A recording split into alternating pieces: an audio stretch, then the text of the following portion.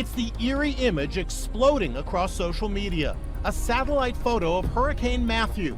It sure does look like a smirking skull. Weather Channel senior meteorologist Stu Ostro was the first to post the image to Twitter. So is it real or photoshopped? It is 100% legit, authentic. I didn't change anything on it, didn't change the contrast, didn't change one single pixel. That is the way it actually appeared. The poorest country in the Western Hemisphere, denuded, devastated by another natural disaster. Only now, 3 days after Matthew, are we getting a clear picture of what the aid agencies are facing. From initial estimates of 5 dead, the count is now 300 and rising. 1 million people are affected. There are reports at least 80% of the homes are destroyed. Haiti was already in the grip of a cholera epidemic, which has killed over 10,000 people since 2010.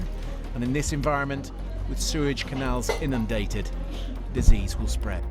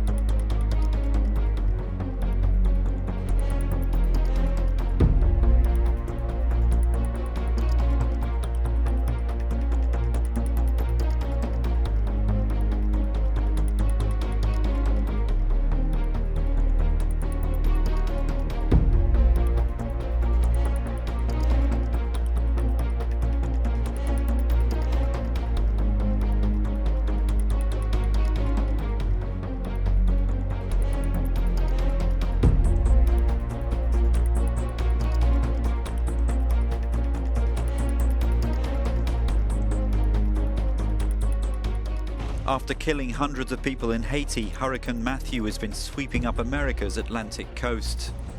Winds of nearly 200 kilometers an hour were recorded. Florida now, where the northeast coast has not seen a storm like this in decades. The storm surged more than 4 feet, breaching dunes and flooding city streets from St. Augustine to Jacksonville. The damage left by Matthew, catastrophic. Watch this wall of water blast right through the dunes, rushing into the city streets.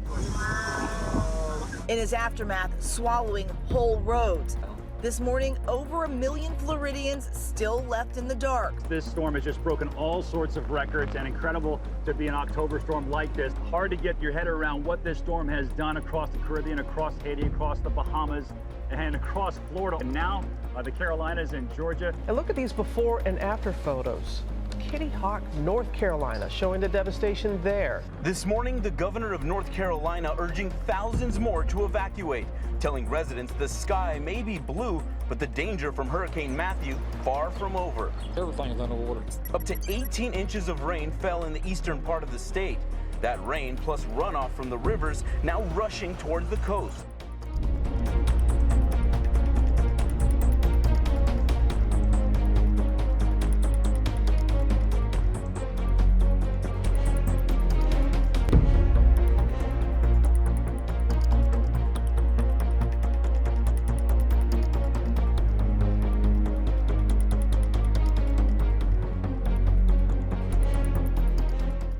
A severe storm hit the eastern Arizona town of Safford.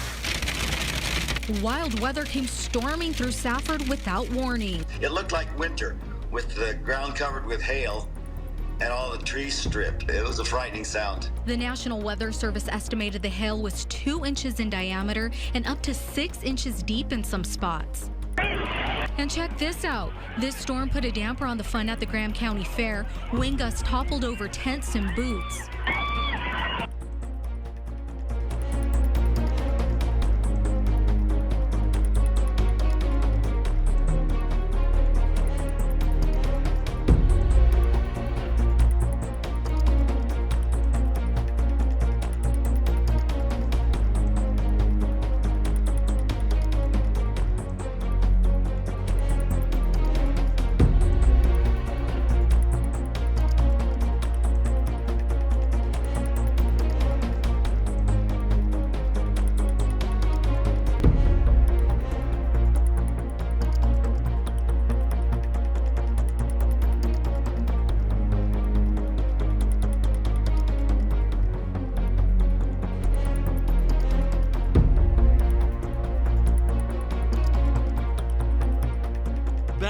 Is fast earning the unenviable reputation as the shark capital of Australia. Since February last year, the strip of coastline has witnessed 4 attacks. Shark attacks are increasing around the globe. Shark attacks have increased by a whopping 69% in the last decade. Most of the attacks occurred in just 6 places: the U.S., South Africa, Australia, Brazil, the Bahamas, and the French territory of Reunion. Irvine resident Mario Foca shows us this cell phone video he shot. You can see the coyote charging at him. He believes it was after his small dog. A few days later, a more serious incident happened nearby. A 6-year-old boy was bitten by a coyote at Springbrook Playground in the Woodbridge community in Irvine on Sunday. According to a witness, the boy's father had to fight the aggressive coyote off. This is the 3rd reported bite in the last few months. Growing number of people in California are being sent to the hospital for dog bites. It's becoming a big problem. Serious dog bites requiring an emergency room visit are up 44% in California over the last 10 years. Newly released numbers from the California Office of Statewide Health Planning and Development show the dramatic increases in dog bites between 2005 and 2015.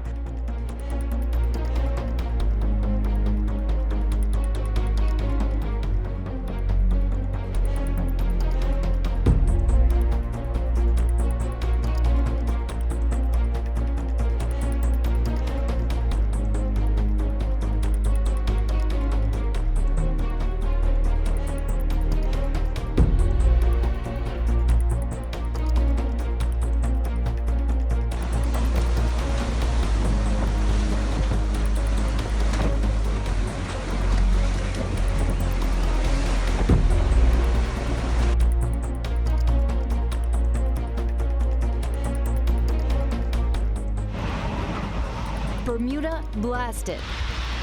Furious winds in the hurricane reaching 120 miles per hour. As Category 3 Hurricane Nicole went barreling across the island, gusts were measured to 104 miles per hour. Can't see much, everything's white out. Nicole is the 2nd major hurricane in the Atlantic in just 2 weeks. Always impressive from space, you can see the eye. And inside that eye, this drone video taken as the winds briefly calmed. Dude, that's a freaking twister. Dude, that's a Dude, that's a straight up tornado. Oh my gosh, dude. I saw trees just going over. Look at that. Whoa! Look right there. Oh my gosh!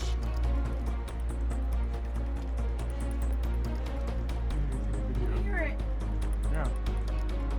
Oh my gosh. We gotta get in the house. Get in the house.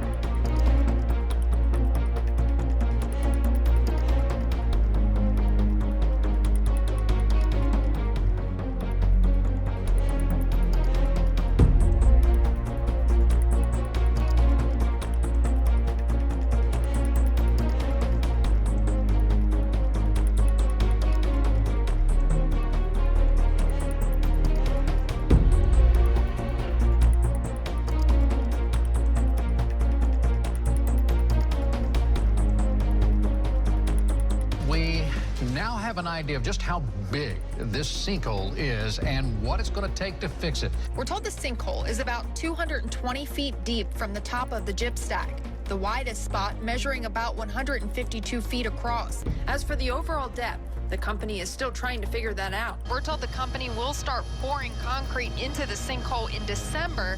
They hope to finish by next May or June. Look at that map. Record highs as of Monday. Dodge City, Kansas, they've never hit 100 plus in the month of October until yesterday in recorded history. St. Louis, Missouri had a record high. We could do it again with records possible from Dallas, Texas, right through Washington, D.C.